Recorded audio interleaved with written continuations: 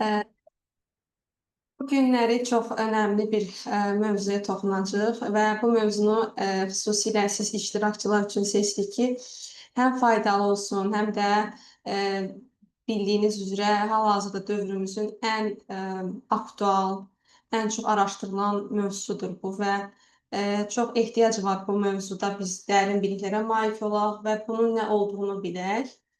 İlk olaraq qısa özümü sizlərə tanıdım. Mən Cəfərzadə İlahəm, psixoloq, təlimçi və tətbiqatçıyam eyni zamanda və bununla yanaşı hal-hazırda King Kids uşaq bağçasında psixoloq kimi fəaliyyət göstərirəm.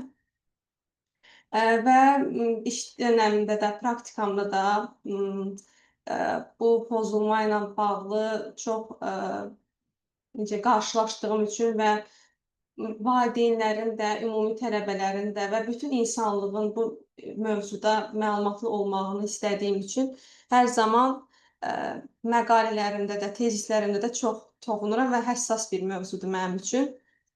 Yəni 2 tezisimdə də konfranslara çıxış eləyəndə sırf bu mövzuya toxunmuşam. Çünki görmüşəm ki, bilik az olanda insan o uşaqlarla, insanlarla necə davranacağını bilmir, rəftarını bilmir. O hər hansı bir davranış göstərdikdə o pozulma səbəbilə onları anlamaqda əziyyət çəkirlər. Desəz ki, biz bu vebinarda nə qazanacağıq? Deyə bilərəm ki, bir insan olaraq onların hərəkətlərini, duyğularını, düşüncələrini və hisslərini tam aydın şəkildə başa düşəcəksiniz bu vebinardan sonra. Tələbələr isə mənim sırf Londonda və Almaniyada təşkil olunan konfranslarda iştirak etdiyim zaman professorlar tərəfindən təqdim olunan elmi məlumatlar əsasında hazırladığım məlumatları əldə edəcəksiniz və siz bunu həm tezisin müdafiəsində, eyni zamanda ola bilər, məsələn, seminar zamanı danışdığınız mövzuya uyğun olaraq təqdim edə bilərsiniz. Yəni tədqiqat mövzusu kimi.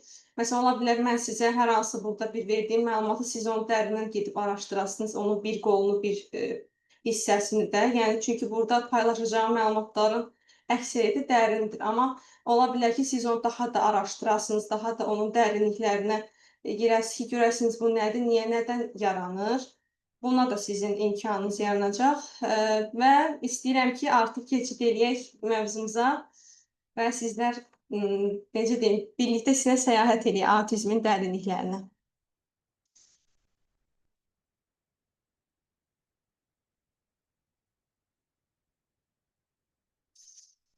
Sadəcə bir sizdən xahişim odur ki, mən bu slaydı aşağı çəkdikdə, yəni ikinci səhifəyə keçdikdə görünür sizə digər səhifə?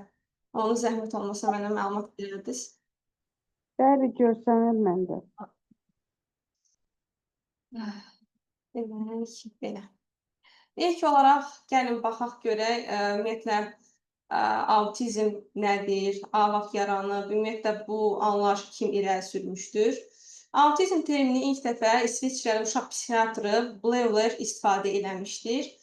Alim autizmli insanları özlərini xarici aləmdən təcrid edən şizofreniya xəstələri kimi təsvir eləyirdi. Çünki əvvəllər bu pozulma şizofreniyanın daxilində kimi verilirdi və sonra ayrıldı. Özü bir ayrılma, neyroinkişaf pozuntusu kimi bizlərə təqdim olundu.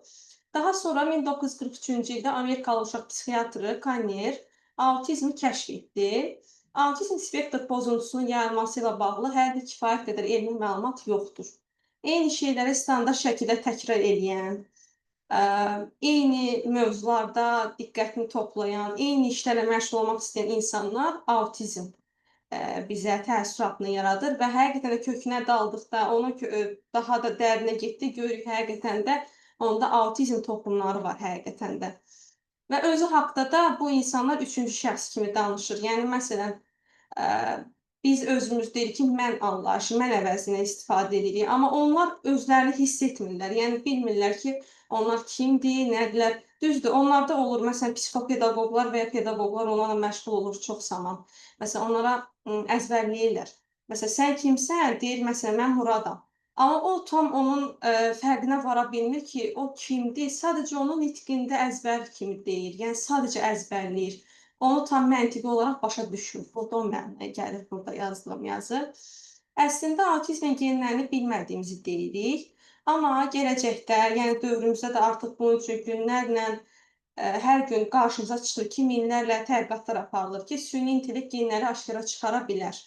Necə ki, biz artıq əvvəllər məsələn məlumatlara tam əlçatan deyilsin, ChatGPT vasitəsilə çox şeyləri daha rahat biz həll eləyə biliriksə, vaxt gələcək ki, autizm də bu hala gələcək, bu pozulma da rahatlıqla aşkar oluna biləcək ki, süni intellekt yenə baxacaq, yaşadığın yerə baxacaq, ananın boyuna, yediyi qidiyə və ona uyğun deyəcək ki, uşaq autizmdir yoxsa yox.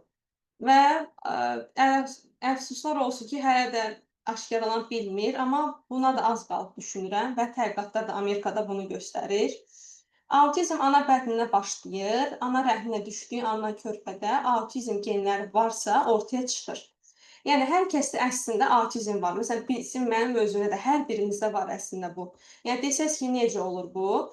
1 stereotip, 2 stereotip, 3, 4, 6-dan çox olduqda artıq biz buna şübhələnə bilirik və uşağı psixiatra yönləndiririk. Amma biz özümüzü götürdükdə, məsələn, mən bilirəm ki, hər aramızda çox adam eyni mahnıya günlərlə qulaq asa bilirik, ya da ki, bir dəfəyə 10 dəfə eyni mahnıya qulaq asa bilirik. Sonra məsələn, bir yerə gedilən yoldur, ora deyirik ki, 3 dənə yol vardı, ora 3 yolla gedib çata bilərik. Amma biz deyirik ki, ancaq bu yolla getmək istəyirəm. O yol mənə daha xoş gəlir, daha rahat gəlir. Yəni bu davranışımızdır. Sonra nələrisə yığırıq, toplayırıq. Məsələn, pullar kolleksiyası ola bilər, maşın kolleksiyası ola bilər. Ya da məsələn, qadınlıqsa pomadaları toplayırıq. Əslində ehtiyacımız yoxdur ona. Bir rəngini istifadə edə bilərik ikisini də, amma daha çoxunu toplayırıq ki, yox olmalıdır. Əslində bu bizdə də o toxumun olduğunu göstərir. Əslində var. Sadəcə olaraq bizdə ifrat dərəcədə deyil. Və belə. Və eyni mövzuda davamlılıq, yəni eyni mövzuda çox-çox danışmaq, eyni mövzuda daha çox tədqiqatlar aparmaq, araşdırmalar etmək də autizm kimi görünür. Yəni budur. Və 4 qat erkən yəni kişi cinsində autizm daha çox aşkarlanır. Necə ki, diqqət əskikliyidir, hiperaktivlikdir, impulsivlikdir, qadınlardan çox, daha çox kişilərdə olursa, eynilə autizmdə də bu daha çox özünü göstərir ki, daha çox kişi genində çoxdur. Və stressə normal insanın beynində kiçilmə olduğu halda, yəni bunları bəlkə də bir çoxunuz eşitmisiniz, amma ana bədnində bu uşaqlarda böyümə baş verir, yəni əks təsir göstərir. Və stres uşaqda sinir hüceyrələrinin sayını artırır. Və bu sinir hüceyrələrinin sayının da artması da bizə əslində əlverişli bir hal deyil. Yəni bu uşaqlar üçün və ailəsi üçün. Öz araşdırmalarımın təsnifatını burada vermişəm. Amerikalı alimlərə görə autizmin təsnifatı belədir ki, onu konfransda belə qeyd elədilər ki, autizm daha çox qarşılaşdığınız aranızda varsa qarşılaşanlar, məsələn, o uşaqların başı yekə olur, yəni həcmindən çox iri olur da, normal insan kəllə quruluşuna malik olmurlar və daha çox da baxırsan ki, oğlan cinsidir, bayaq qeyd etdiyim kimi. Və bu uşaqlarda təəssüflər olsun ki, sinir hüceyrələrinin bağlantısı çoxdur. Amma səhv bağlanıb. Burada da göstərdiyim kimi, sizdən daha rahat anlayasınız deyənə şəkil kimi təsvir eləmişəm. Fikir verirsiniz, kablolar var, mövcuddur. Onlarda da var bizdəki kimi sinaps bağlantıları. Amma məsələn, A C-yə bağlanıb, C A-ya bağlanıb, yəni A A-ya bağlanmayıb da. Yəni bu şəkildə deyil, belə qarmaqarışıqdır. Ona görə o səbəbdən də uşaqların davranışında, sosial bacarıqlarında, nitqinin inkişafına, bütün demək olar idrak prosesinə, 7 idrak prosesimizə mənfi təsir göstərir və nəticədə də biz bunu autizm kimi dəyərləndiririk. Və bu uşaqlarda beyin yəni sinaps bağlantıları 150-dən çoxdur. Yəni bu da əslində anormal bir saydır. Yəni əslində 100 olmalıdır normal olaraq. Amma 130-140 arası olsa da dahidir. Yəni bu belə meyarlar var. Və müəllim yanına getmədən bu uşaqlar dil öyrənə bilirlər. Yəni bəlkə də eşitmisiniz aranızdakı televiziyada bizə çox göstərir ki, getmədən müəllimin yanına 10 dil öyrənib, 15 dil öyrənib, 5 dil öyrənib ya da Azərbaycanlı Çin dilini öyrənib, ən çətin dillərdən biridir. Yəni köklərinə getdikdə o uşaqda əslində autizm genləri olduğunu görə bilərik. Və bu şəxslərdən biri də, bəlkə də bu şəxsi aranızda tanıyanlar var, Kimpekdir və 100 mindən çox kitab oxuyub ömrü boyu. Hər kitabdan da əzbər danışa bilərdi. Hal-hazırda yaşamır, vəfat etmişdir. Lakin damaq sərtliyidir, eyni şeylər yeməkdən vəfat edib. Yəni qeyd etdiyimiz kimi də autizmin ən çox biruzə verən xüsusiyyətidir bu. Eyni şeyləri yemək, eyni şeylərlə məşğul olmaq və IT ilə məşğul olan insanlar, məsələn, kompüter mühəndisləri də, onların da əksəriyyətində bu genlər var. Məsələn, 10 saat dayanmadan kompüterə kod yazmaq, hər hansı bir proqramla məşğul olmaq və ya oyunlar yaradan insanlar var, məsələn, günümüzdə. Bu uşaqlarda da, bu insanlarda da şübhələnə bilərik əslində bundan. Və ümumiyyətlə belə bir termin var ki, sosial kelebek, yəni sosial olmayan insanlar, sosial sferası zəifliyi olan insanlar da autistikdirlər əslində. Belə. Sonra ümumiyyətlə %78 autizmli uşaqlar danışa bilir, yəni uğurlu ola bilir. Əgər erkən müdaxilə olunsa onlara, yəni erkən təlimə başlasalar, erkən onların o problemlərinin həllinə bir çözüm axtarılsa və düzgün mütəxəssislə yola çıxsalar, əslində uğurlu ola bilirlər. Və ABŞ mütəxəssislərinin məsləhətləri bundan ibarətdir ki, yəni şərt deyil bunların hamısı olunsun, amma bunlar sadəcə bir tövsiyədir. Zorla sosiallaşdırma nə deməkdir? Məsələn, uşaq ola bilər ətraf çevrəsi çox dardır, heç kimlə danışmaq istəmir. Ümumiyyətlə dostu olmur ümumiyyətlə bu insanların, amma biz onları bir valideyni olaraq, bir yaxın olaraq tapmalıyıq ki, onun maraq dairəsi daha çox kimlədir, kimlə daha çox ünsiyyət tutur, kimlə daha çox fikirləri alınır və xüsusiyyətləri, davranışları alınırsa, o uşaqlarla daha çox ünsiyyətə onları sövq etməliyik ki, müəyyən qədər korreksiya olunsun onlarda o asosiallıq. Çünki o olunduqda onların nitqinin inkişafına, idrak proseslərinin inkişafına da müsbət təsir göstərmiş olacaq. Və bu uşaqlara planşetdir, telefondur, ümumiyyətlə nəinki bu uşaqlar atipik və tipik uşaqlar fərq etməz. Hər bir uşağa biz limit qoymalıyıq, amma bu uşaqlara ümumiyyətlə izin verməməliyik baxsınlar. Çünki kilitlənmə olur bu uşaqlarda. Yəni saatlarla, səhərə qədər baxa bilərlər də. Yəni bu da təbii ki, onun sağlığına böyük zərər vura bilər. Sonra ev heyvanlarıdır, atdır məsələn. Bu kimi heyvanları biz bəsləyə bilərik. Onlarla daha çox toxunmağını, onların sosial həm sferalarına təsir edəcək, həm də sensor inteqrasiyalarına da çox müsbət təsir edəcək ki, onların sensor həssaslığı itəcək bunun nəticəsində və onların duyğusal olaraq da boşluqları çox olur. Duyğusal olaraq da həm də onlar daha çox hiss edə biləcəklər. Hissiyatları məsələn varsa, onsuz da zaten hər insanda var və inkişaf edəcək bu. Və bir də deyirlər ki, dəvə südü için. Bunun da səbəbi nədir? Digər slaydda göstərəcəm. Ümumiyyətlə, autizmli uşaqların beynində stress iltihabı yaradır ümumiyyətlə və dəvə südündəki antikorlar iltihabı dayandırır. Lakin inəkdir, qoyundur, südlərində uşağa içizdirmək olmaz. Çünki dəvə südündə kazein yoxdur. Ona görə də xeyirlidir və ən önəmlisi də ana südüdür. Yəni, bunlardan ən önəmlisi anadan uşaq 2 yaşa qədər süd yeməlidir normal olaraq. Desəz ki, antikor kazein nədir? Antikor bədənin immun sistemi tərəfindən istehsal olunan xüsusi zülallardır ki, onlar orqanizm virusdur, bakteriyadır, digər kənardan bizə təsir edə biləcək yad cisimlərdir. Bundan qarşısını almaq və bizi qorumaq üçündür. Kazein isə süd zülalının bir növüdür və südün əsas zülal komponentidir. Xüsusilə inək südündə geniş miqdarda mövcuddur və südün ümumi zülal tərkibinin təxminən 80%-ni təşkil edir və insan südündə isə bu nisbət daha azdır. Belə. Ümumiyyətlə, autizm uşaqların immunitetləri aşağı olur və bağırsaq divarları incə və həssas olur. Ona görə də biz onları xəstəliklərdən, ona gələcək zərərlərdən son dərəcə qorumaq məcburiyyətindəyik ki, onların immunitet aşağı olduqda, məsələn, təlimə uşaq başlayır, birinci aydır. Amma uşaqda artıq immunitet zəif olduğu üçün hər hansı bir qripdir və digər infeksion xəstəlikləri tutur, artıq təlimə başlamışsa, 1-dən 10-a qədər qalxmışdısa, o düşür 0-a, yenidən 0-dan başlamaq məcburiyyətində qalır həmin uşaqlar. Bu valideynə də zərərdir, uşağın özünə də və eyni zamanda mütəxəssisin əziyyətinə də heyf olmuş olur. Autizmli uşaqların beynində oksitosin hormonu yoxdur. Ona görə də ana ilə balanın təması önəmlidir. Yəni, məsələn, bəzən deyirlər ki, uşağı çox qucağına saxlama. Məsələn, əvvəllər bizə bu mif deyilir ki, çox uşağı qucağına saxlama, uşaq səni öyrəşəcək, sonra öz yerinə yatmayacaq. Bu şeylər əslində bir mifdir, yəni deyərdim. Yəni, bu həm də həkimlər tərəfindən də təsdiqlənir bu fikrim ki, Yəni çünki ana ilə uşağın bağı nə zaman bərpa olur, nə zaman möhkəmlənir? Ana o istiliyi uşağa keçirdikdə. Yoxsa ki, o uşaq elə ancaq yatağında yatsın, mən onu qucağıma almayım, ancaq beşiyi elədim. Onda uşağa sən nə emosiya ötürə bilərsən? Ələxüsus da ki, bu uşaqlarda bu oksitosin hormonu da ümumiyyətlə demək olar sıfır səviyyəsindədir. Ən azından o hormonun ifrazını artırmaq üçün və yaxud da var etmək üçün sən o uşaqla o bağı yaratmalısan. Fərqi yoxdur, avtizmdir və ya digər tipik uşaqdır. Yəni bu önəmlidir ümumiyyətlə. Və bu zaman da oksitosin hormonu ifraz edilir və nəticədə ana övladını özü böyüdəcək. Bu da önəmli mövzudur ki, günümüzdə məsələn valideynlər işləyir, analar və iş səbəbilə dayəyə qoyurlar uşağa və yaxud da anasına tapşırırlar və burada nə baş verir?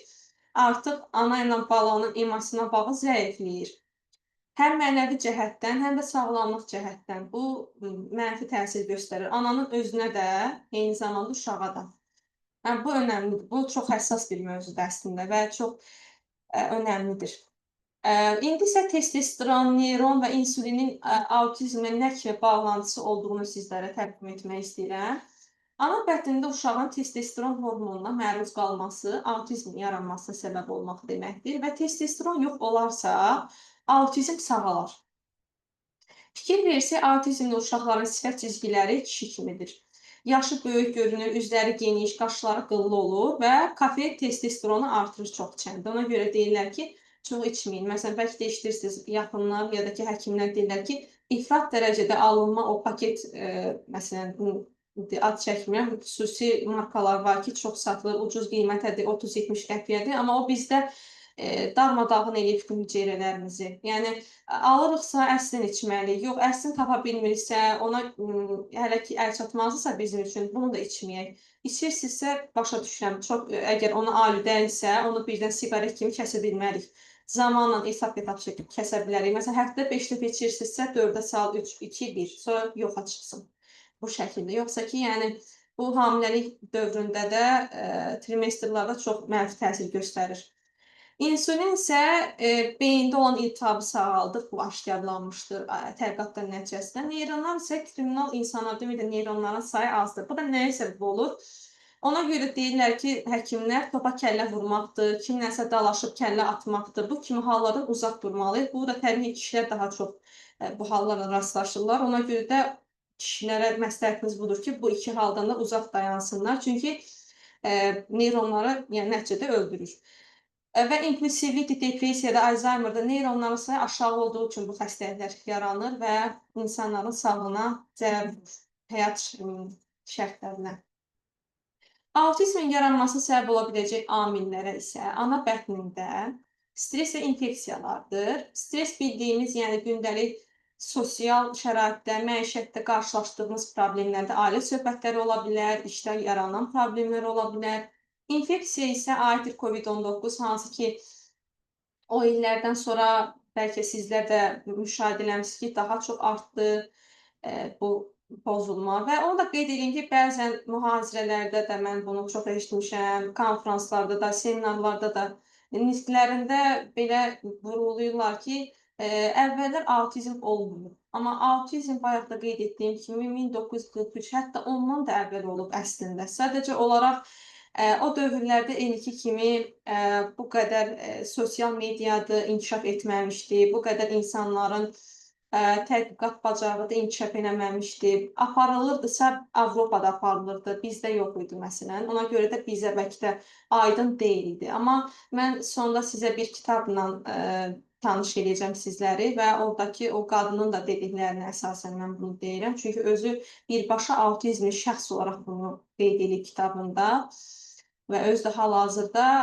yəni bu işlə məşğuldur, professordur universitetdə, Parisdə. Yəni ki, bunlar gerçək məlumatlara dayanaraq dediyim fikirlərdir.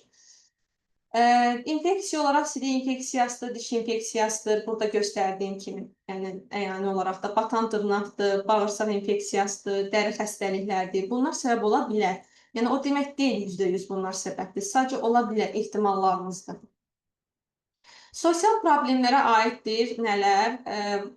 Boşanma, ər-arvad münasibətləri, yuxusuzluq. Bunlar sosial faktorlardır ki, həkimlər daha çox buna üstünlük verirlər ki, Daha çox sosial faktorlar səbəb olur autizmin yaranmasına ki, hansı ki, ananın bətnində böyüyür uşaq və ana nə hisslər keçirdisə, stressdir, əsəbdir, yaşadığı travmalardır, birbaşa uşağa keçir.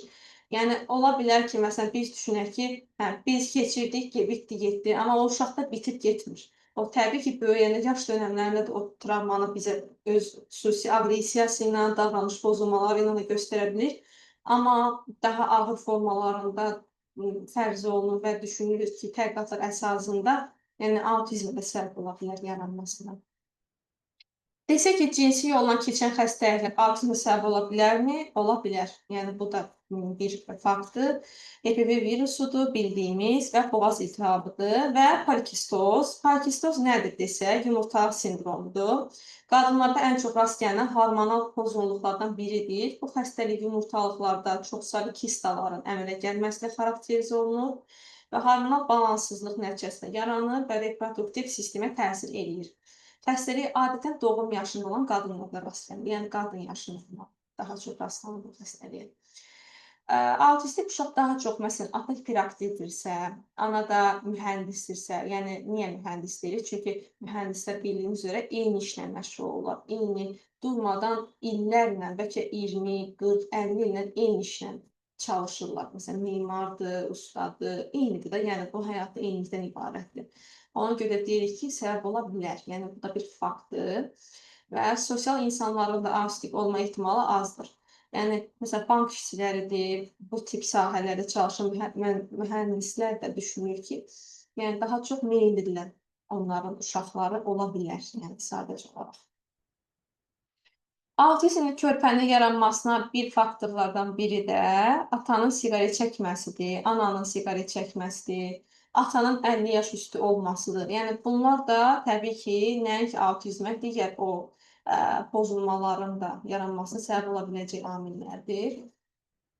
Valideynin ümumiyyətlə yaşı da önəmlidir burada. Çox önəmli faktordur ki, kişidə 25-45 yaş arası, qadınlarda isə 18-36 yaş aralığında ailə qurmalıdır. Yəni belə tövsiyə olunur. Hamilə qaldığımız dönəmdəki kilomuz da önəmlidir. Çox zəif kilo da olmaq, çox kök də olmamalıyıq. Yəni normal kiloda olmalıyıq. Zəif kilolu qadınlarda çünki testosteron yuxarı olur və biz də bayaq dediyim kimi testosteron yuxarı olduqda autizmin yaranma ehtimalı çoxalır. Sadəcə ehtimalı. Buna görə də normal kiloda hamilə qalmaq lazımdır. İndi sual verə bilərsiniz ki, məsələn, aranızda da ola bilər ya da bir tanışınız da ola bilər ki, çox kilolu da hamilə qalır, çox arıq da qalır hamilə, amma uşağı maşallah sağlamdır. Bu sadəcə olaraq ola bilər, o %1-dir, %2-dir. Yəni bunlar sadəcə ehtimaldır. Yəni bunları biz nəzərə alıb iş görməliyik, nəzərə alıb ailə qurmalıyıq, ümumiyyətlə hamiləlik planlamalıyıq. Sadəcə olaraq diqqətli olmağımız üçün bu məqamlar qeyd olunur. Hal-hazırda da 20 uşaqdan biri də autistik təşkil olsun. Və bir də fol turşusuna mən istəyirəm nəzər salaq. Fol turşusu da B9 vitaminidir. Ümumiyyətlə bunu həkimlər çox zaman baş bəlası adlandırır. Niyə? Çünki bizim yediyimiz qidaların daxilində zaten bu vitamin var və hamiləlik zamanı daha çox bu preparatdan hamilələr istifadə eləmə ehtimalları olur və eləyirlər də. Və bu tövsiyə olunur ki, 15-20 gün istifadə olunsun, ondan çox olunmasın və zaten çörəkdə, makaronda var və bunun da əlavə üstünə biz bunu qəbul etdikdə zaten təhlükəlidir. Nəinki bu, digər vitaminlər də eyni zamanda. Yəni biz dəyərləri ölçüb o vitaminləri qəbul etməyik. Kör-köranə necə gəldi, hə, mən bunu qəbul eləməliyəm. Bu, məsələn, Reelsdə bir həkim mənə tövsiyə elədi. Məsələn, orada deyir ki, lazımlıdır, bədənin üçün vacibdir, atım. O düzgün deyil. Nəinki hamilələr, biz, yəni normal insanlar da. Qan dəyərlərini ölçüb vitamin təmin etmək lazımdır, dediyim kimi və siçanlar üzərində fol turşusu eksperimenti aparılır Amerikada və autizm eləmir, amma o deməkdir ki, siçanda eləmədi, insana da eləməyə bilər. Ona görə də, yəni ümumiyyətlə bilirsiniz də, daha çox siçanda, dovşanda bu kimi canlıların üzərində aparılır və ona görə də aşkarlayıb ki, alimlər insana təsir göstərməyəcək anlamına gəlmir. Və siçanda autizm yaradan maddə insana da yaradır. Belə. Bu da çox önəmli bir məqamdır. 3 yaşında bu simptomlar varsa, biz şübhələnirik artıq. Nitqi yoxdursa, göz kontaktı yoxdur, adına reaksiya vermir, danışmır, verdiyimiz təlimi öyrənmir, öyrətdiyimiz pedaqoji olaraq bilikləri, komanda icra eləmir, ağrı hissiyatı yoxdur, əlini gedib isti bir nəsə qoya bilər, yandıra bilər, kəsə bilər, hiss eləmir o, yəni ki, nə olduğunu. Yəni sadəcə olaraq normal qarşılaya bilər. Yemək yemək hissi yoxdur, yediyi şey bilmir nədir, yəni daş da yesə eynidir, yumşaq bir şey yemək də yesə eynidir, yəni bu uşaqlar üçün. Valideyni tanımır, dərk eləmir. Valideynin sadəcə olaraq dayəsi kimi yanaşır ki, hə, məni yedizdirir, yatızdırır, mənim ehtiyaclarımı qarşılayır, bu kimi gözlə baxırlar. Və 2 yaşında bəzi stereotiplər var, amma komandalar yeni yetirmirsə, yüngül avtizmdir. Yəni bunun müalicəsi var. Müxtəlif metodlarla, təbii ki, psixiatr vasitəsilə və psixoloq, digər mütəxəssis vasitəsilə, yəni kompleks şəkildə keçiriləndir bu uşaqların müalicəsi. Ağır avtizm isə müalicəsi yalnız dərman preparatlarıdır, lakin hələ də bu kəşf edilməyib. Sadəcə olaraq müxtəlif ola bilər preparatlar, məsələn, həkimlər təyin eləyirlər, yazılır. Sadəcə onlar köməkçi vasitələrdir, yəni dərdi dərman deyil, yəni sağaltmır. Ən ağır psixiatrik xəstəliklərə isə autizm və şizofreniya daxildir. Əvvəl autizm uşaqlıq çağı şizofreniya kimi dəyərləndirilirdi, sonra isə ayrıldı, özü, yəni ayrıca bir müstəqil autizm adını aldı. Şizofreniya və autizmin fərqinə gəldikdə, çünki ikisi də ağır psixiatrik xəstəlikdir. Fərq odur ki, şizofreniya %1 artım müşahidə olunur, yəni çox azdır da genetik bir faktorlar daşıyır, amma autizmdə artım müşahidə olunur hər gün. Şizofreniya daha çox genetikdir, ona görə artmır. Autizmdə 50-50-dir. Genetikdir və epigenetikdir. Yəni genetik və ətraf təsirlərin nəticəsində yaranan epigenetikdə odur. Telefon, televizor autizm eləməz. Yəni bəzən düşünürük ki, hə, uşaq çox televizora baxdı, çox telefona baxdı, yəqin ona görə autizm oldu. Bu mifdir. Yəni sadəcə olaraq olanı artırır. Necə ki, biz oftalmoloqlara gedəndə onlar bizə deyirlər ki, sənin gözün zəif idi, amma olanı artırdı da, televizora baxdın, telefona baxdın, zəif işıqda kitab oxudun, uzandıq yerdə oxudun. Bunlar sadəcə artıran bir amillərdir, yaratmır.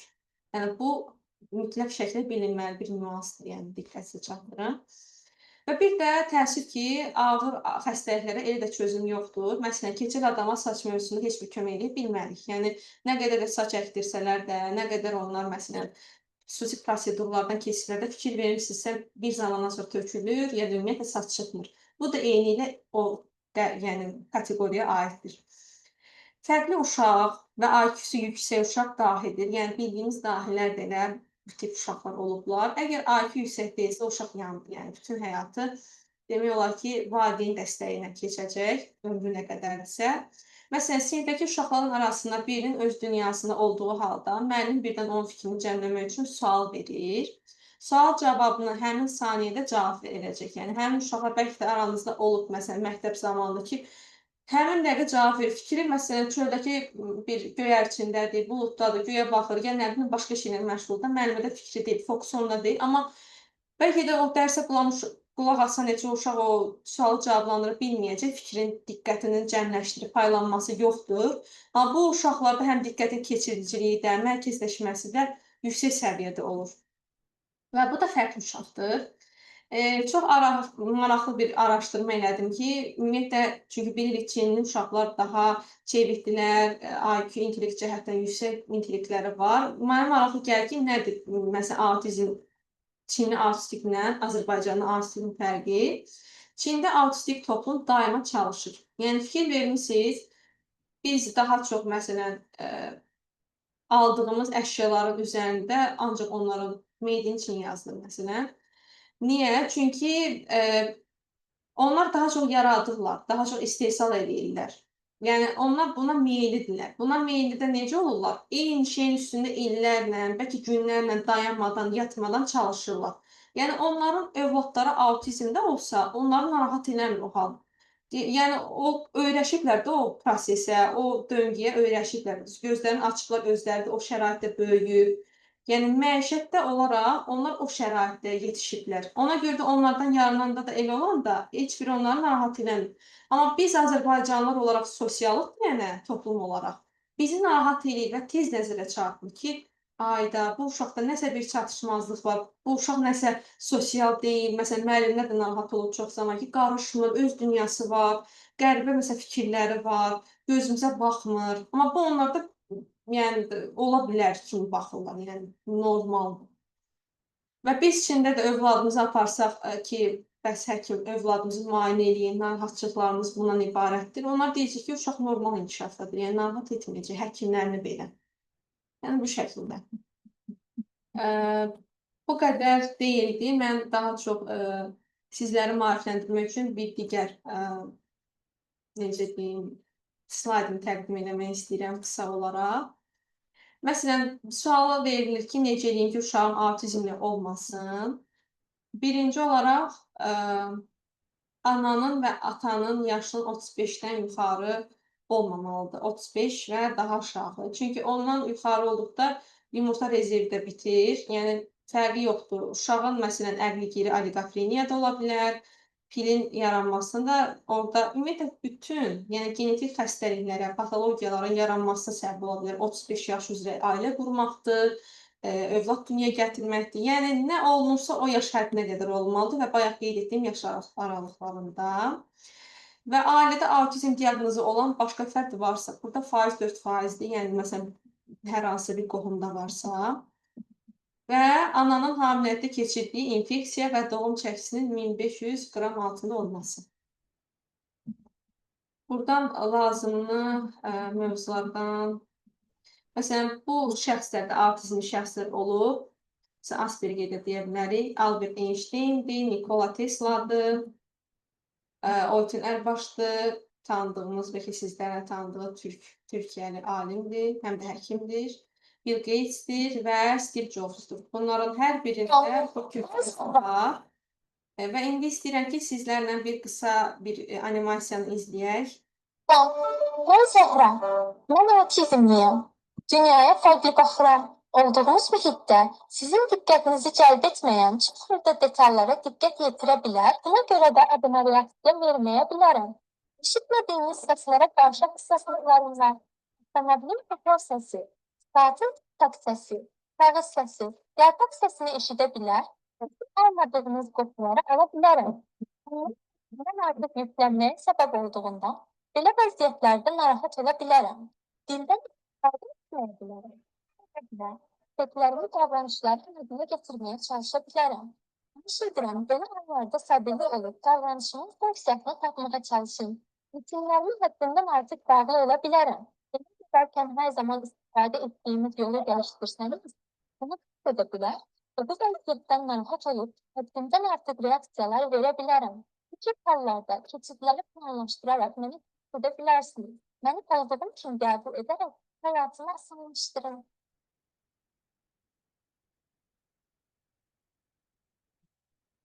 Bu şəkildəydi məlumatlar.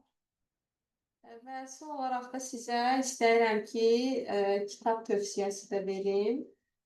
Deməli, bayaq yəni haqqında danışdığım qadın Temple Grandin idi.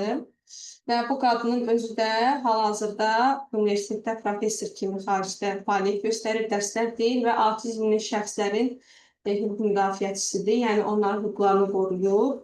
Və eyni zamanda da özü yaşadığı bütün uşaqlıqdan valideynin çəkdiyi əziyyətlərdir, valideynin onunla necə təlim keçməlidir, bu haqda hər şey kitabını qeyd etmişdir. Tövsiyə edirəm əslində bu kitabı almağı. Sadəcə çox biraz elmi dildədir. Terminoloji ifadələr daha çoxdur.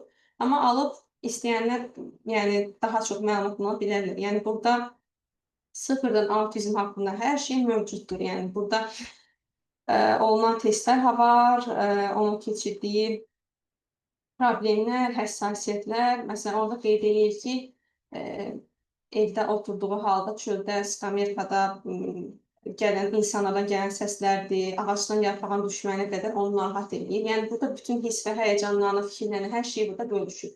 Bir insan olaraq ki, məsələn, bu şəxsləri daha yaxından, daha dərindən tanımaq istəyən insanlar üçün yazıb.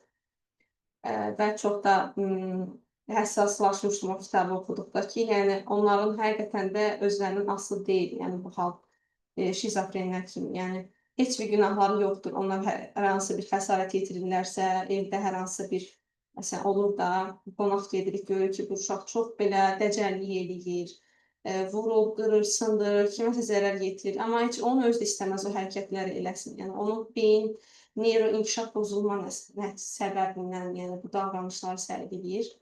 Təəssüflər olsun. İnanıram ki, o birinci slaydda qeyd etdiyim kimi süni intellekt də buna artıq bir çarə tapar. Ümumiyyətlə prenatal dövrdə də, natal dövrdə də valideyndə nələr etməlidir ki, bu halla rastlaşmasın, artımın qarşısını alınsın. İnşallah ki, buna da bir əlac tapılar düşünürəm. Çünki hər gün bunun üzərində müxtəlif cür tədqiqatlar aparılır. Özüm də tez-tez bununla bağlı konfranslarda iştirak edirəm, beynəlxalq konfranslarda. Orada da bunun üzərində çox həssas yanaşılır və araşdırmalar da aparılır dayanmadan.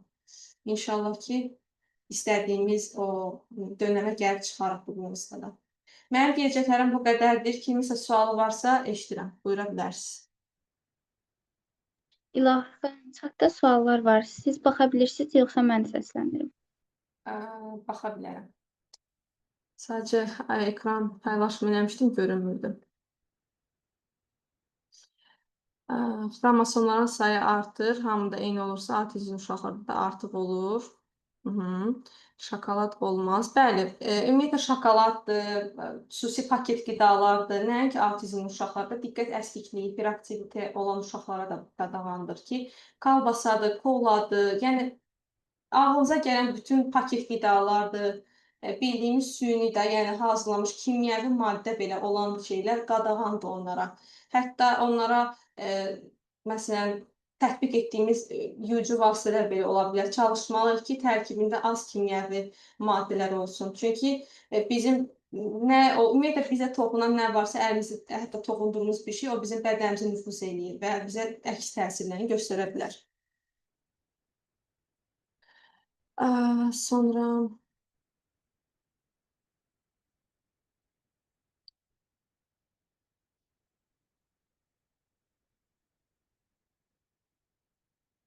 görə bilmədik, üzər bulanıq idi.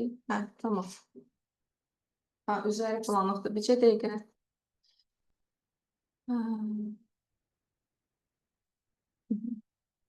İndi görünür. Skrin eləyə bilərsiniz.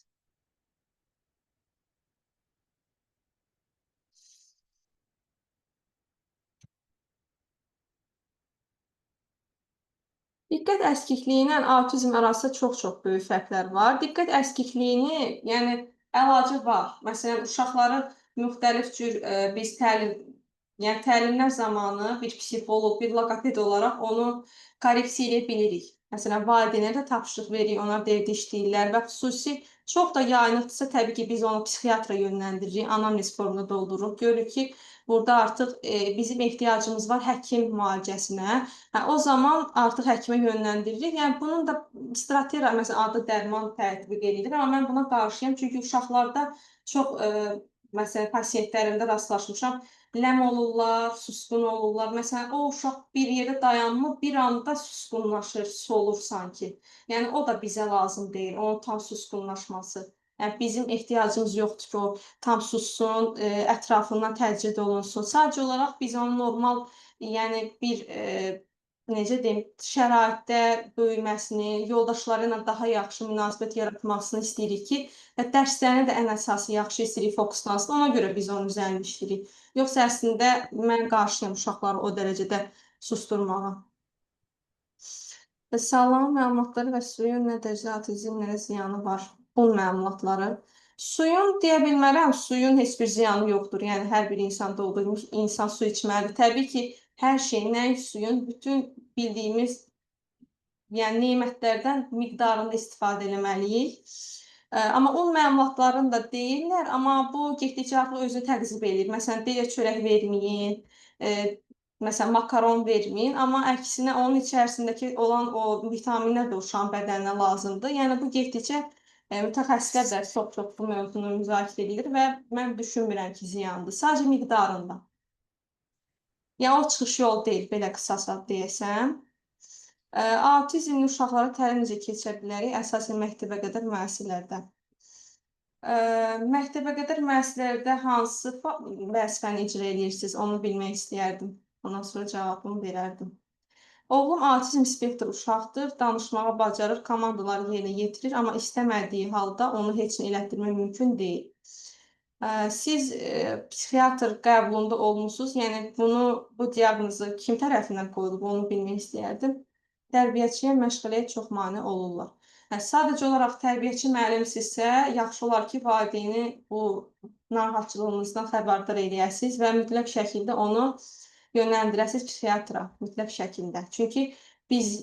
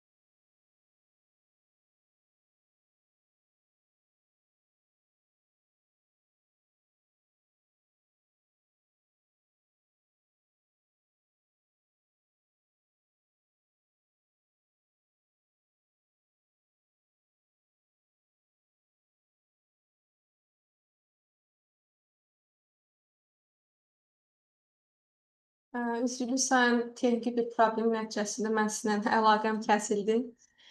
İndi buradayam. Nə sualınız varsa zəhmət olmasa yenidən qeyd eləyərdiniz qalan suallara. Eee,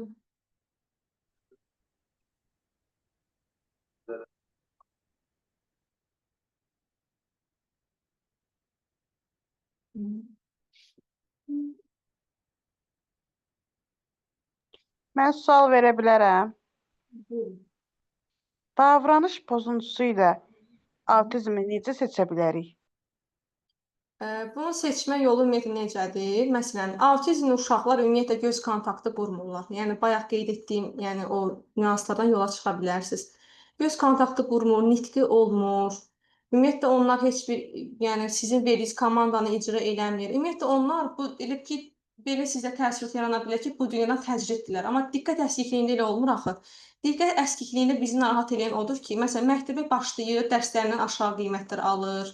Müəllimin dediyi yadında qalmır. Məsələn, həmin dəqiqədə valideyn şübhələnir ki, ayda uşağımda yəqin zəka geriliyi var. ya da pildir, məsələn, psixi inkişaf ləngiməsidir. Amma onun dərinə getdikdə görürük, yox, psixi inkişaf ləngiməsi deyil. Bu uşaqda diqqət əskikliyi var. Diqqəti əskik olduğu üçün o verilən ona məlumatları qavraya bilmir. Və nəticədə nə olur? Yaşıdlarından geri qalmış olur. Bu da bir ayrı mövzudur, çox genişdir. Yəni saatlarla danışa bilərik bu mövzuda. İstəsəz bu mövzuda ayrıca inşallah bir gün Xədicə xanımla sizlə birlikdə sizlər üçün bir webinar təşkil eləyərik. Çox geniş bir mövzudur əslində. Yəni dediyim kimi bu yəni stereotipləri görsəz, bilirsiniz ki, autizmdir. Yox, gördünüz ki, uşaq oxuyur, sizlə kontakta girir, danışır. Yəni bu uşaqlarda diqqət əskikliyi olanlarda nitqlə bağlı heç bir problem olmur. Ola bilər, yəni o fərqli xüsusiyyətdir, amma ümumi olaraq onlar danışır da, deyir, gülür, sosialdırlar. Bir bu problemlər onlarda yaranır ki, görürük ki, yəni oxuduğun qavramır, narahat oluruq. Məsələn, valideyn o zaman düşürük şansı ki, yəqin uşaqda zəka geriliyi var, yaddaşı zəifdir.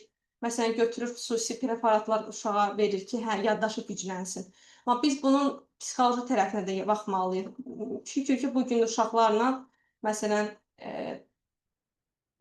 çoxdur da, yəni məşğul olan müəllimlər də artıq bu mövzuda məlumatlıdırlar. Bilirlər ki, məsələn, hansı zaman hansı mütəxəssisi yönləndirməlidirlər. Salam, ev şəraitində onlara nəsə bir şey, sadə biliklər öyrətmək olar və necə? Bu biraz çox belə geniş, necə deyim, sualdır. Yəni ümumiyyətlə necə edə bilərik? Valideyn olaraq ev şəraitində nə edə bilərik? Məsələn, dediyim orda məsələn, sadaladıqlarımız sadəcə olaraq imkanımız varsa, məsələn, ev heyvanını almalıyıq. Məsələn, pişik, it. İndi it başa düşürəm, çox vaxt evə münasib görünmür almaq, amma pişik ala bilərsiniz. Məsələn, onun o sensor həssaslığını aradan qaldırmaq üçün, onu daha çox sosiallaşdırmaq üçün və ən əsası da heyvanlarla məşğul olan uşaqlar daha çox sosiallaşırlar. Fikir vermisinizsə, məsələn, xaricdə də bu çox biz rastlaşdıq ki, uşaqlar daha çox sosiallar, sevgi doludular. Ona oksitosin hormonu da o uşaqda ifraz olunmaq üçün biz o məsələn yaxşılığı eləyə bilərik. Və ev şəraitində daha çox siz nə edə bilərsiniz? Dediyim kimi, onun marağına uyğun olan məsələn oyunlarla oynaya bilərsiniz, birlikdə qarşılıqlı olaraq. Valideynsinizsə məsələn təlimlər ala bilərsiniz bu yöndə ki, məsələn oyun terapiyasında nələr onlarla oynaya bilərsiniz, nələr eləyə bilərsiniz. Daha çox məsələn onların idrak prosesinə isə diqqətlərini, qavrayışlarını, hafizələrini gücləndirmək üçün məsələn oyunlar ala bilərsiniz. Məsələn, müxtəlif belə deyim, saytlar var məsələn. Oradan alıb məsələn bildiyimizdə Temudur, Trendyolda da müxtəlif sayda oyunlar var uşaqlarla oynamaq üçün. Alıb oynaya bilərsiniz. Yəni ən sadə budur. Amma yaxşı olar ki, mütəxəssisinə müraciət eləyəsiniz. Tez bir zamanda daha düzgün yön istiqamət alıb davam etmək istəyirsinizsə. Autizm yüngül səviyyədə olan bir uşaq yazıb oxumağı bacara bilərmi? Bacara bilər. Baxır o indi hansı səviyyədədir, hansı ağırlıqdadır və təlim alıbsa təbii ki, və ananın məşğul olmağı da burada önəmlidir. Zənurə xanım, buyurun, sualınız var, eşidirəm sizi. Salam, axşamınız xeyir. Axşamınız xeyir Belə, olsun.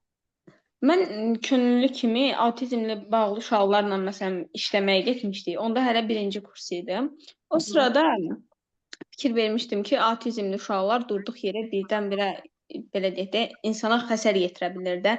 Müəllimin hətta qolunu qırmışdı. Həmin o məsələn uşaq gəlir də vurmağa ki, əlində olanı atmağa eləməyə. O sırada həmin uşaqlar necə davranmalıyıq ki, xəsarət yetirməsin bizə? Xəsarət, ümumiyyətlə bunun yəni fərqi yoxdur. Məsələn, hal-hazırda mərkəzdə də mən şahidi oluram. Hətta duyğu tünəli mütəxəssislərinin belə saçlarını da yola bilirlər. Məsələn, psixoloqun da fərqi yoxdur hansı mütəxəssisin. Bunun yəni bir belə formulu yoxdur. Mən deyim ki, bunu eləyin. Çünki o uşaqlar anlamır, başa düşmür. Yəni bilmir ki, bunu niyə elədi, səbəbini bilmir elədiyi hərəkətin. Yəni biz ona qışqıraq, vuraq, döyək, xəsarət yetirək, nə bilim, təhqir eləyək. Ona yəni o anlaya bilmir bunu ki, niyə eləyib, sən ona nə deyirsən, heç onu da başa düşmür. Yəni bəzən əqli geriliyi ilə autizm də səhv salırlar ki, yəqin əqli gerili başa düşmür. Yox, o sadəcə olaraq o dediyin kimi beyinlə bağlı olan bir şeydir. Təəssüflər olsun ki, yəni bunun bir əlacı yoxdur. Sadəcə olaraq əgər tanıdığımız bir uşaqdırsa, uzun müddət işləyiriksə, zaten o bizə öyrəşəcək. Görəndə qapıdan girəndə qaçacaq üstümüzə, qucaqlayacaq. Yəni bizi müəyyən qədər bir mütəxəssis kimi də yox, sadəcə olaraq bir insandır, tanıdığı biri kimi, yəni yaxın kimi bizə yanaşa bilər. Və onlar o zaman da aqressivləşir ki, onlar hiss edirlər ki, biz onlara zorla nəyisə elətdirmək istəyirik. Zorla da, yəni o da düzgün deyil. Onların necə deyim, hissləri ilə oynamış oluruq. Nə olsun ki, nəyisə başa düşmürlər bizim elədiklərimizi. Yəni deyək ki, dünyada bəlkə də ən saf, ən mələk insanlardır da onlar. Heç nəyi anlamırlar. Elədiyində, onlara olunanı da. Təəssüflər olsun ki, budur, yəni cavabı budur. Təşəkkürlər, çox sağ olun. Buyurun, siz sağ olun. Buyurun, kimsə əl qaldırıb eşidirəm. Sonra keçiriləcəm suallara. Axşamınız xeyir. Axşamınız xeyir olsun. İlahi xanım, mənim sualım bundan ibarət olacaqdı ki, istər ümumgül səviyyəli, istər ağır səviyyəli autizmlər nə vaxtsa sağala bilərlər? Ümumiyyətlə sağalma ehtimalı, məsələn, slaytda dediyim kimi xeyr, mümkün deyil. Çünki niyə? Bu beyinlə bağlıdır. Mərkəzi sinir sistemimizlə bağlı bir problemdir. Fərqi yoxdur autizm ya digər xəstə, yəni psixi xəstəliklər, neyroinkişaf pozulmalar. Yəni beyinlə bağlı olan nəsə görürsünüzsə, bilirsiniz ki, beyinlə bağlıdır. Onun sağalma ehtimalı çox azdır. Çox az. Dediyim kimi, inşallah mümkün olar gələcəkdə yəni öncədən bir bunun necə deyim, əlacı olar da sağalda bilərlər həkimlər. Amma hal-hazırda yox, mümkün deyil. Yəni bunun cavabı xeyr. Amma Təəssüf ki. olaraq daha yüngülləşə bilər. Baxır autizmin dərəcəsinə. Yüngüldür, ortadır, ağırdır, ən ağırdır. Baxır onun dediyim kimi, o həkim qoyduğu biz baxırıq diaqnoza. O diaqnoz nəticəsində uşağa proqram yazılır ki, ümumiyyətlə bu uşaq gəlməlidirmi, yoxsa yox. Ümumiyyətlə heç bunun təlim versək, təlimə bu uşağın bir xeyri dəyəcəkmi, yoxsa yox. Ona baxırıq ondan sonra əgər vicdanlıyıqsa təbii ki.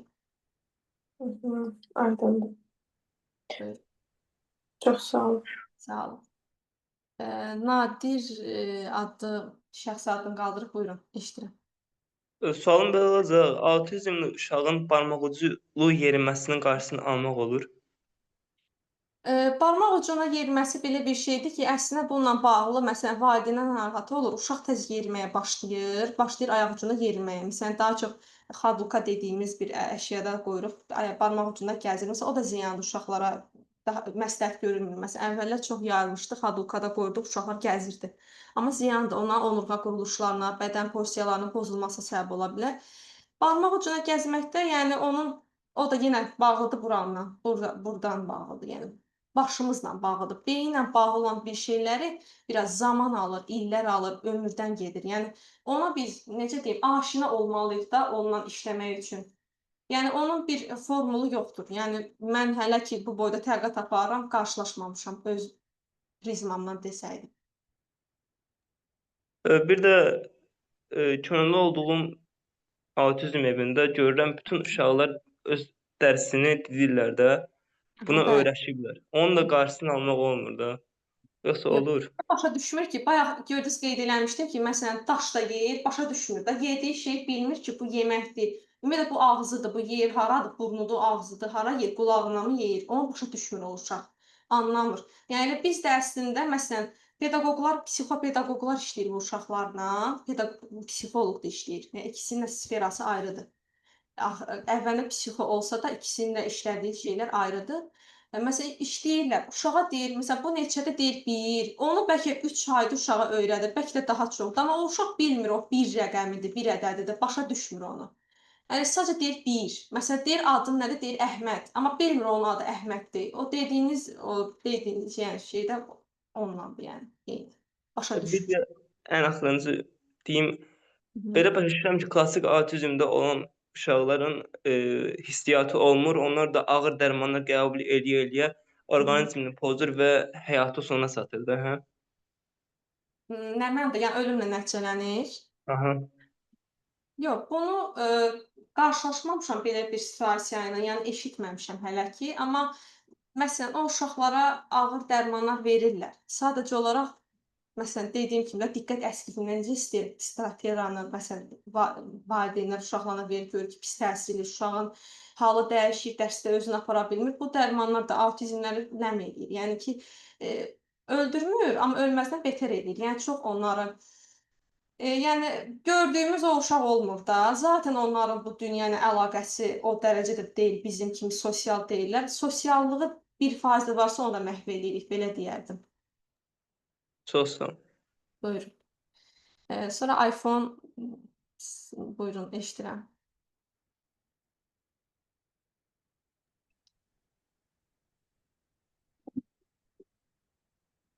Rahim xanım, mən bayaqki sualın davamını vermək istəyirdim ki, bayaq siz qeyd elədiniz ki, autizmli uşaqlar baxır müalicə ilə inkişaf eləməyi baxır ki, o hansı səviyyədədir. Məsəl üçün, hansı səviyyələr müalicə aldıqca yüngülləşə bilir? Dediyim kimi yüngül səviyyədə daha çox biz nəticə ala bilərik. Amma orta səviyyə, ağır səviyyə bunlar biraz çətinliklə.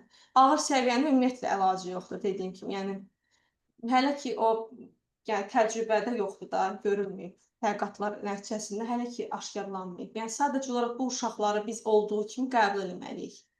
Yəni sevmir, eləməyək. Yəni bunu zorlamayaq ki, bunu ye, bunu elə. Sən onu elə bir iyrəndirirsən də vəbşədə. Yəni ki həm onsuz da o bizi dərk eləmir, biz onun ailəsiyik, bacısı varsa bacısısan, qardaşı varsa qardaşsın, onsuz da onu bilmir. Sən ona nəyisə də sövq eləyəndə, onu görməlisən marağı varsa, onu yönləndirəsən o şəraitdə yaşamağa, onu eləməyə. Yoxdursa, onu məcbur eləməyin bir yəni adı yoxdur. Orada biz heç birinə inkişaf almayacağıq, nə uşağımızı autizmlə xilas eləməyəcəyik. Belə deyim. Sadəcə bunu utanmamalıyıq. Yəni sözüm bu ola bilər ki, utanmamalıyıq uşağımızın belə olmağına. Çünki İraq olsun, şikəst deyil, əlil deyil. Normal özü çox da həm bilmirəm aranızda bu autizm dediniz ki, uşaqlarla daha çox vaxt keçirən insanlar var aranızda. Məsələn, onlar da yəni ki, müşahidə edir ki, çox gözəl olurlar. Çox necə deyim, çox belə başqa cür olurlar. Yəni o uşaqlar görünüşləri də fərqli olur.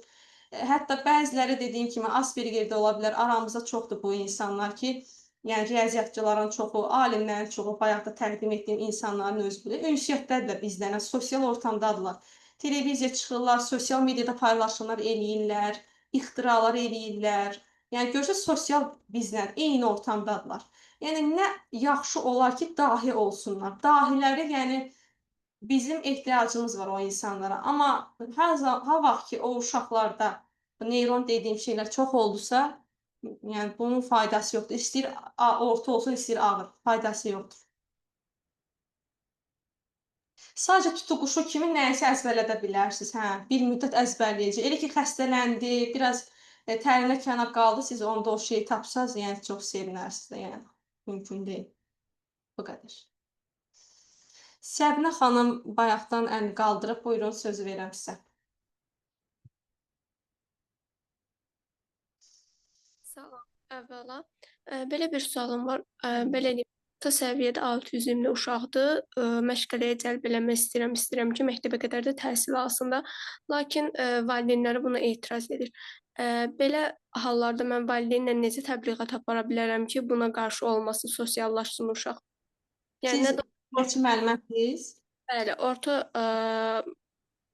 deyim də səviyyədə də autizmdən, yəni nəsə öyrənə bilər, sosiallaşa bilər. Xüsusi bağçada yoxsa ümumi bu uşaqların getdiyi bağçada sizin çalışdığınız? Ümumi. Ümumi. Bəs siz hardan bilirsiniz o uşaq da orta səviyyədir? Yəni bir müddət gəlirdi, bir müddətdən sonra ayrıldı. Yox, yəni bunu valideyn özü sizə deyir ki, uşaq autizmlidir. Bəli. Bəs bunu kim diaqnozunu qoyub, psixiatr yoxsa psixoloq?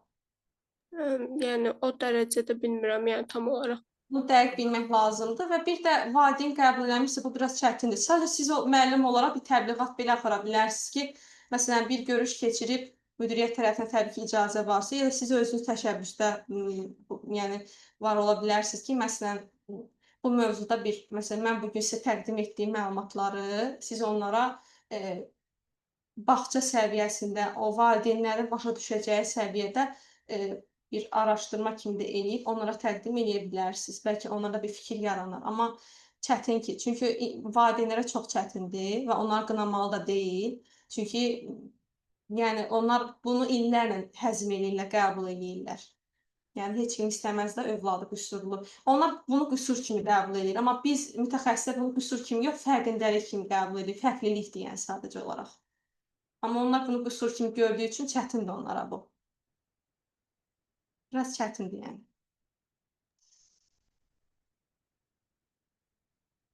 İlahə xanım,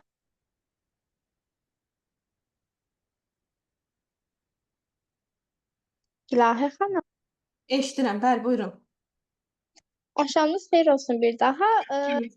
Autizm uşaq, yəni bizdə də var, autizm diaqnozu qoyulub, amma yəni onda danışa bilmirdi yəni uşaq. 6 yaşı var, danışa bilmirdi yəni nənəm vurur. Bəzən dişləyir. Yəni bunlar nədən yaranır ki? Həkim deyir, yəni həkimə də aparmışıq, dərman müalicəsi də alır hal-hazırda. Yəni belə mərkəzə də gedir, qüsursuz nitq mərkəzinə. Hı. Esmira xanım Qafarovanın mərkəzi. Başa düşdüm. Burada yəni bizə maraqlı olan odur ki, 2 yaşından yəni mərkəzlərdə gəzir uşaq, amma hələ də uşağın nitqində bir irəliləyiş yox, danışmır yəni. Məsələn, bayaq iştirakçılardan da aralarında sual verdilər ki, uşaqlarda yəni sağalma olur, inkişaf olur. Çox nadirən. Dediyim kimi, o baxır uşağın fərdi xüsusiyyətlərinə. Fərdi xüsusiyyət nədir? Onun idrak proseslərinə. Məsələn, 2 autizmli götürək, onun idrak prosesləri bir başqa səviyyədədir. Digərininki bir başqa. Ola bilər, onda təsir eləyə bilər, o gedər təlimə. Və düzgün təlim alırsa, söhbət bundan gedir. Yox, o əgər fərdi xüsusiyyətləri eyni deyilsə, təbii ki, deyil və onsuz da olmadığı üçün də o uşaqların özünə xas genetik faktorlar da burada özünü göstərir də. Yəni tək autizmdə o demək deyil ki, məsələn, Down sindromlarına biz hamımız deyik ki, hə, uşaqlar Down-dur, Rett sindromudur. Yox, hamısının öz fərqli xüsusiyyətləri var. 2-3 dənə Down-u qoyaq yan-yana, heç biri bir-birinə oxşamayacaq məsələn sima olaraq. Amma biz onlara elə oxşadırıq. Çinlilərə deyirik, Yapon da Çinliyə deyir ki, Çinlidir, gözləri də artıqdır. Bu da elə. Yəni ki, bunun bir yəni araşdırılma aparılır, amma nə səbəbi düzgün bəllidir, nə müalicəsi bəllidir, niyə dişləyirlər, o da deyil ki, anlama qavrama yoxdur. Yəni müəllimə olaraq tərbiyəçilər də bunu bilər. Anlama qavrama olmaz uşaqda, fərqi yoxdur. Bu autizmlidir, diqqət əskikliyidir, hiperaktivdir, impulsivdir, fərq etməz. Davranış pozulmasıdır. Bu ümumiyyətlə bütün bu pozulmalar autizmdən başqa bu psixiatrik xəstəlikdir. Uşaqlarda daha çox anlama qavrama da geri olanda bu baş verir. Necə ki, pilin ən yəni önünə gedən amildir də. Yəni uşaq anlaya bilmir, qavraya bilmir və bunu qabağa gətirdi, düzəlir. Bu da eynilə. Yəni sualın cavabı ümumiyyətlə tam belə bir formul yoxdur ki, mən sizə deyim. Yəni izah elədiyim çərçivədədir cavab. Sağ olun İlahə xanım. Buyurun. İlahə, müəllimdə siz qeyd elədiniz, üzr istəyirəm, mən eşidə bilmədim tam. Uşağa diaqnozu, yəni autizmdir yoxsa deyil, bunu psixiatr qoymalıdır yoxsa psixoloq? Yox, psixiatr. Psixoloq sadəcə olaraq o uşaqla çalışan şəxsdir. Onun duyğularını anlayan, problemini görən və həll edən. Amma onun o diaqnozunu qoyan, ortadır, ağırdır, ən ağırdır, yüngüldür, onu qoyan psixiatr deyil, yoxdur ümumiyyətlə. Məsələn, elə olur şübhələnir valideyn, uşaq göz kontaktı qurmur, ünsiyyəti yoxdur, deyir, indi yayılıb baxı, hər yanda autizm deyə barbar hər yanda çağırışlar var. Aparıb psixiatr deyir ki, sənin uşağında autizm yoxdur. Tam sağlam uşaqdır, yəni tipik uşaqdır. Amma dediyim kimi, bu diaqnozu psixiatr qoyur, uşaq psixiatrı. Ondan sonra o yönləndirirsə, məsələn, getsin duyu bütünləməyəmi, 100% yönləndirir zaten. Çünki onlar sensor həssaslıq olur, slayma toxuna bilmir, köpüyə toxuna bilmir, yemək, qida seçiciliyi olur onlarda və hər yeməyi yemirlər. Dediyim kimi, eyni yeməyi yemək istəyirlər. Ancaq kartof, ancaq makaron. Sən ona, yəni illahdır ki, verəsən ona kök yesin, alma yesin. Yəni bağır, çağır, dişləmək, vurmaq, bütün aqressiv davranışlar. Çünki o şəkildə etirazını bildirir. Necə ki, uşaq aqressiyasını, anadan keçən enerji vasitəsilə aqressiyasını o şəkildə bildirirsə, istəmədiyini, necə ki, biz istəmədiyimizdə duyğularımızı ağlamaqla ifadə edirik. O demək deyil ki, biz zəifik, biz gücsüzük, ağlayırıq. Yox. Sadəcə, məsələn, ola bilər ki, biz o adama qarşı hisslərimizi tam ifadə edə bilmirik, onu ağlamaq şəklində ona çatdırırıq, bildiririk. Yəni budur cavab. Belə. Ülkə xanım, buyurun.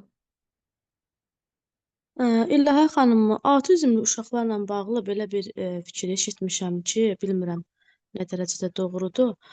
Deyir, onlar hansısa bir aqressiv davranış sərgiləyəndə bunu ona aynalamaq lazımdır. Məsələn, yıxılıb yerə qışqırırsa, eyni şeyi sən də ona eləməlisən, onda o hərəkəti dayandıracaqdır. Yəni bu nə dərəcədə düzgün bir fikirdir? Bu doğrudurmu? Doğru bir mülahizədirmi? Mən də deyim ki, mən sosial mediada bugün çox fürsət alıb, yəni bilən və bilməyən hər kəs bu mövzuda bir fikir irəli sürür, fərziyyə irəli sürür. Təbii ki, buna qarşı deyiləm. Hər bir mütəxəssis də, insan da bilən təbii ki, bu mövzuda məlumatı dərin olan şəxs danışsa nə yaxşı ki, valideynlər də məlumatlı olur və bilir ki, necə davranmalıdır. Məsələyə gəldikdə isə sən ha vaxta qədər o uşağa aynalıq eləyəcəksən? Yəni nə vaxta qədər? O zaten o başa düşmür. Yəni hə, məsələn, onu tipik uşaq eləyirsən, məsələn, göstərirlər ki, ağlayır. Hə, sən də ağla, o dayanır. Məsələn, bəlkə də videonu qarşılaşmısınız da. Bəlkə də oradan əsinlənərək o fikri deyirlər. Mən razı deyiləm. Yəni bunu heç mən eşitməmişəm də özümdən böyük bir professorlar olsun, illərin təcrübəli peşəkarlarından eşitməmişəm. Yəni mən bundan xəbərdar deyiləm və qarşıyam da yəni buna. Mənasız bir şeydir. Əminə xanım, buyurun.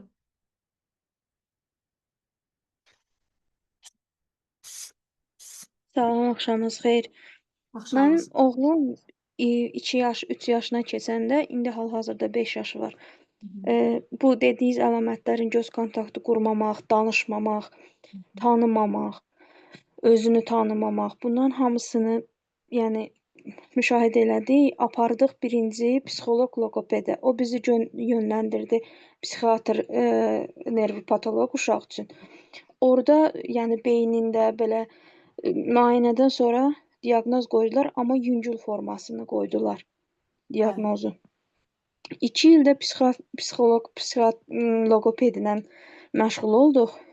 Həm də o psixiatr beyin gücləndirici dərmanlarda, indi onu onlar bilirlər, siroplardan istifadə elədik. Çox yox, sadəcə 1 dənəsindən, 2 dənəsindən istifadə elədik. İndi oğlum hal-hazırda danışır. Hər şey, bütün komandaları yerinə yetirir. Amma autizmin bəzi indi saydığınız əlamətləri yenə də üstündə qalır. Misal üçün, meyvə yeməmək, ona heç bir dənəsini yedirtmək olmur. Və yaxud da kağızı sevir yeməyi. Nə qədər eləyirəmsə, onu ona tərgitdirə bilmirəm. Məsələn, yeyir. Bir də mənə maraqlıdır ki, bu ola bilər ki, məsələn, ona heç nə öyrətmirəm. Məsələn, bir dəfə deyirəm bu sözü. 10 gündən sonra o şeyi eləməyi bacarır. Yəni, mən bunu təşkil eləmirəm də, bir dəfə deyirəm. Məsələn, rəqəmi bir dəfə göstərirəm və yaxud da rəngi bir dəfə deyirəm, həmin anda mənə tabe olmur. Amma 10 gündən sonra, 2 gündən sonra bir də soruşanda təşkil eləməmə baxmayaraqdan o mənə deyir. Və yaddaşında qalır. Bəli. Yəni, soruşmaq istəyirəm ki, indi bu il məktəbə qədərə danışır da, normal uşaqlar kimi sadəcə bəzi xüsusiyyətlərinə görə seçilir. Onlar da yəni belə baxanda seçilmir də. Meyvə yeməkdir, biraz tabe olmaq problemi var. Tabe olmaq, çox tabe olmur da. Tanımadığı insanlara tabe olmur daha doğrusu. İndi onlar oxuyub yaza başqa uşaqlarla oturub oxuyub yaza biləcəkmi? Məsələn, mənə o maraqlıdır. Bir valideyn kimi səhvsizdə narahatlığı hiss elədim. Heç də narahat olmayın. Çox şükür ki, yüngül səviyyədir. Yəni, min şükür. Buna çox sevindim. Yəni, bayaq da slaydda diqqət etsinizsə, yəni əlacı var. Təlim alaraq bu uşaqlar normal inkişaf səviyyəsinə çata bilirlər. Min şükür ki. Siz bunu sınaya bilərsiniz yarım gün bağça ilə. Məsələn, bağçaya gedib ümumiyyətlə, yoxsa neçə yaşı var? Sınamışam. 2 il sınamışam. 2 il sınamışam. O 5 yaşı var, 2 il bağçada sınamışam da, 2 il yarım günlük bağçada. Amma orada da müəyyən bir uşaqlarla, çox uşaqla yox, öz aləmində oynayırdı. Müəllim onu o birisi uşaqlarla sosiallaşmağa nə qədər istəsə də elətdirə bilmirdi. Bəzi oyunlara özü istədiyi üçün qoşulurdu, amma bəzi oyunlara qoşulmaq istəmirdi. Bəzi uşaqlarla ümumiyyətlə kontakt qurmaq istəmirdi. Başa düşdüm. Yəni sadəcə olaraq bu özü istəsə eləyə bilər. Yəni zaten müəllimə deyil, yəni kim gəlir gəlsin, zaten onlar necə deyim, dediyim kimi də, yəni onların öz dünyaları var. İstəyirsə eləyəcək, istəmirsə nə zorla elətdirə bilməyəcəksən. Marağı kimədirsə ona danışacaq məsələn. Yemək seçiciliyi narahat etməsin sizi. Sadəcə çalışın ki, eyni yeməkləri yeməsin. Amma məsələn sevdiyi meyvələrdən birdir, ikidir, digər yediyimiz yeməklərdən 2-3 dənədir, narahat olmayın. Yəni bu zaten belədir, dəyişə bilmirik. Dəyişə bilərik, zaman alır da. O baxır, o terapiyaya nə qədər, necə səviyyədə cavab verir, ona baxır. Amma belə də dediyim kimi, sadəcə sınaq eləyib yoxlaya bilərsiniz. Bunun yəni cavabı yoxdur. Çünki mən onu görməmişəm, tanımıram o uşağı necədir. Yəni canlı olaraq bilmirəm. Yəni belə mən fikrimi sadəcə söyləyə bilərəm ki, sınaya bilərsiniz. Qoyub baxa bilərsiniz ki, necə uyğunlaşa bilirmi, o uşaqlara ayaq uydura bilirmi, həm yaşıdlarına yoxsa yox. Bir də müəllimi ilə seçin ki, müəllimi o uşaqla işləyən biri olsun da. Yəni o uşağın davranışlarını anlaya bilsin, sabah onu qınamasın ki, bu niyə belə eləyir? Müəllimlər var ki, dünyadan xəbəri yoxdur, bilmir ki, yəni bu uşaq bunu niyə eləyir?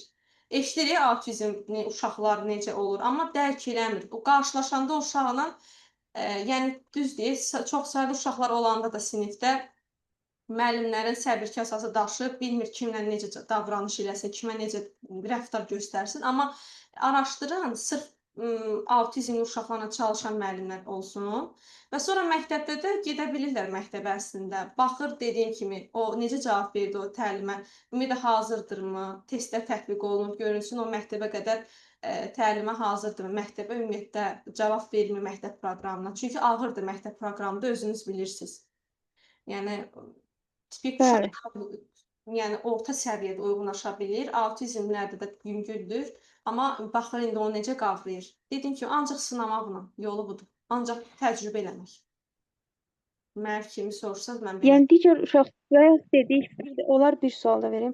Bayaq dedik bəzi şeyləri misal dedik ki, emosional cəhətdən biraz zəif olurlar da, nə isə hissləri anlamaqda.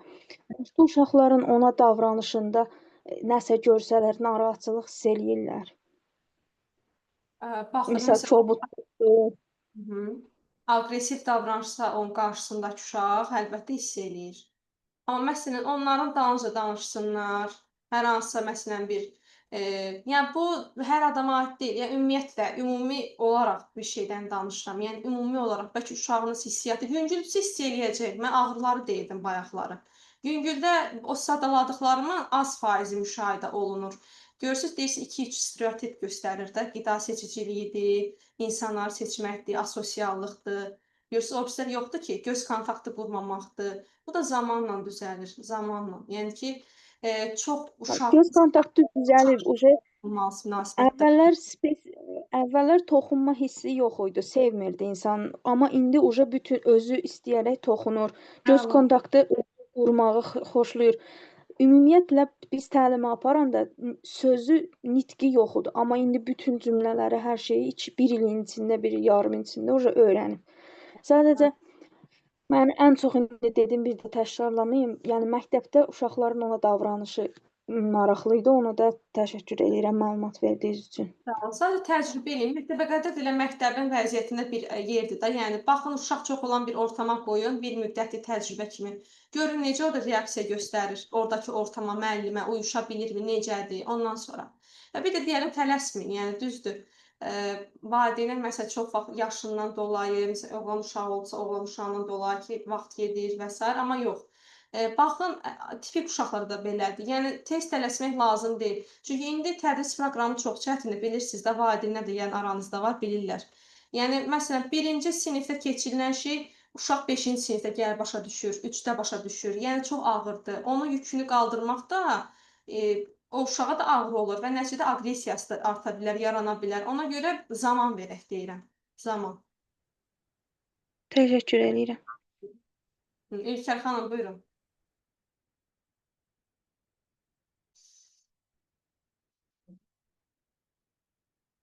Sağ olun, yoxlaymış.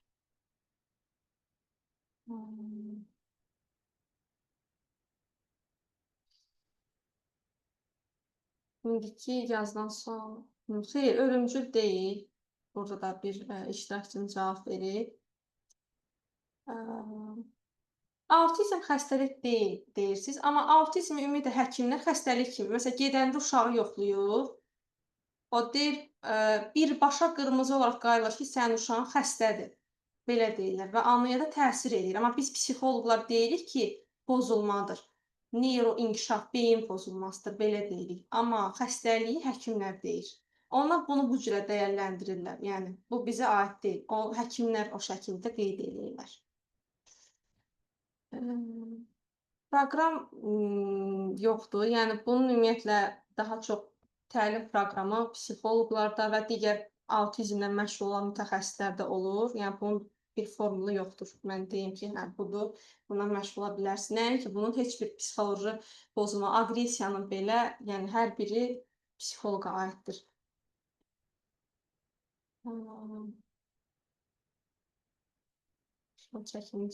Autizm uşaqlar ümumiyyətlə danışmaqdan qaçınırlar, nitqləri olmur onların.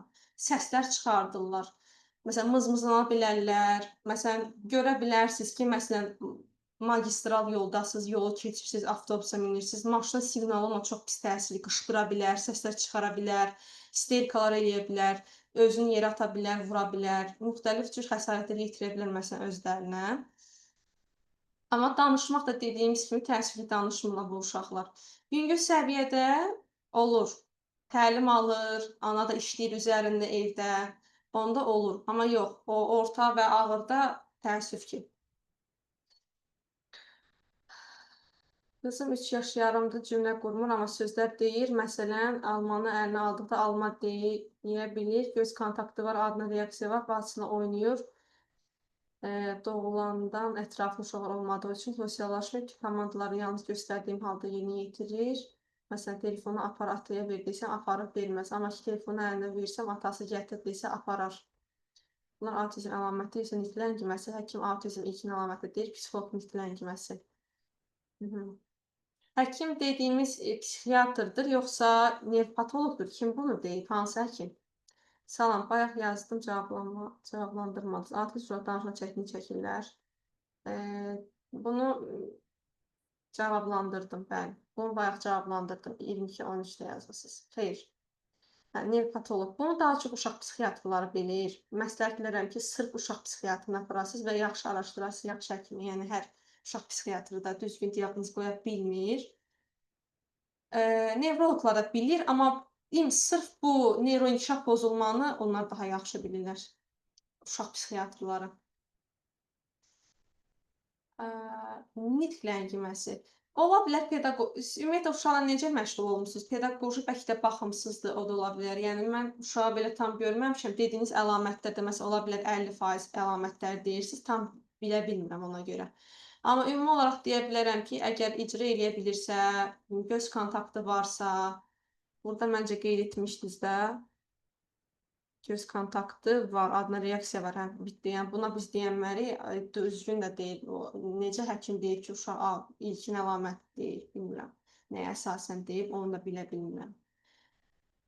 Məlumat verin, autizm uşaq istədiyini əldə etməyində özünü vurur və qışqırır.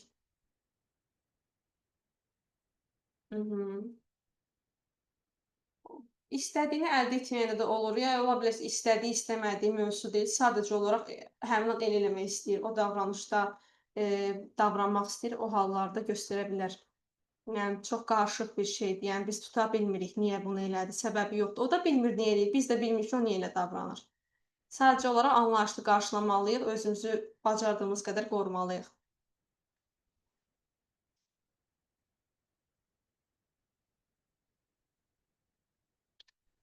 Orta məktəbdə müəllimsinizsə, orta məktəbdə məsələn daha çox interaktiv metodlardan istifadə edə bilərsiniz. Vizual vasitələrdən onların diqqətini cəlb edəcək bir şeylər tapmalısınız ki, onlar hansı dərs metodundan daha çox maraqlıdır, diqqətlərini cəlb edə bilirsiniz. Məsələn, mən diqqət əskikliyi ilə bağlı bir təlim keçmişdim. Orada məsələn müəllimlərə xüsusi saytlar təqdim eləmişdim ki, sırf orta məktəbdə, məktəbə qədər təhsildə hansı saytlardan istifadə eləsinlər. Bu uşaqlar üçün elə bir sayt yoxdur.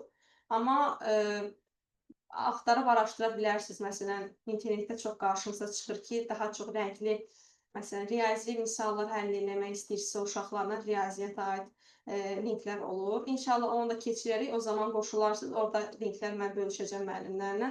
Məsələn, oradan da autizm uşaqlarından istifadə edə bilərsiniz. Amma mən məsləhət görürəm ki, uşaqlar heç getməsinlər o səviyyədə. Yəni baxılmalıdır o səviyyəsində. Valideynlər bəzən istəyir sosiallaşdırmaq adına onları qoyurlar məktəbə, amma onların vəziyyətləri daha da ağırlaşdırırlar əslində. Onları çox stresə salırlar. Yeməklə bağlı problem yoxdur. Yemək tərəvəz yeyir, saçım darayım, cimdirim, dırnaq tutum, hər şey normaldır. Toxuna bilir köpüyə, slayma. Sadəcə bayaq xanım qeyd etdiyi kimi kağız yemək o var. Bu indi anlama qavrama ilə bağlıdır. O başa düşür ki, kağızı yemək olarmı, olmazmı? Bir də yaşı.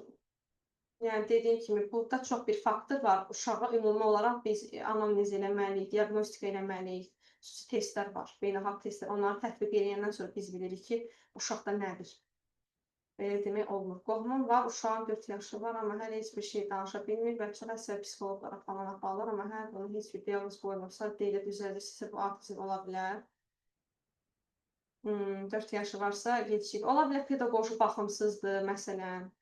Ola bilər. Çox əsəbdir. O duyğularını ifadə edə bilmədiyi üçün də ola bilər. Danışa bilmir, duyğularının fikrini ifadə edə bilmir və nəticədə aqressiya yaranır. Ona görə də əsəbi olmağı.